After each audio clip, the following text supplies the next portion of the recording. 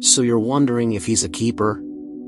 That is, until the evening he's a no-show for dinner, doesn't mention forgetting your date when he calls, and then says it's all your fault when you bring it up. You hang up, or stop texting, dumbfounded.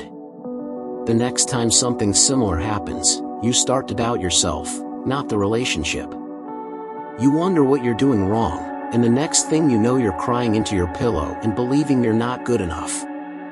Here is 3 mind games the most insecure men play in relationships. Number 1. Blame. Words can hurt you as much as the proverbial stick and stone, especially if these words are frequent and yet unpredictable.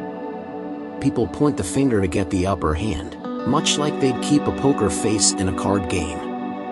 Blaming and projection may be largely subconscious, but that makes them even more dangerous to a relationship. Blamers lack self-esteem, yet they don't want to admit it, so they need to find fault with you instead of looking at themselves.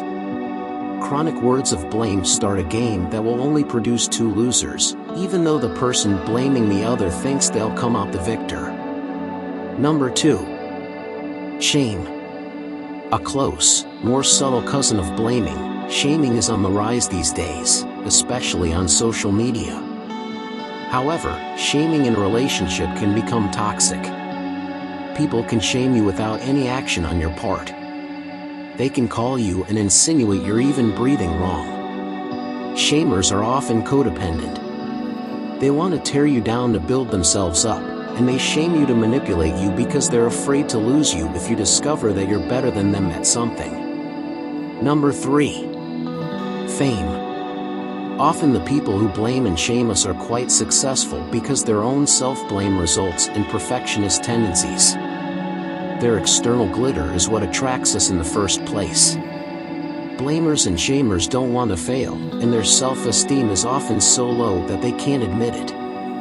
They may lie, make excuses, and throw their problems at others, all so they can keep these festering feelings of inadequacy a big secret.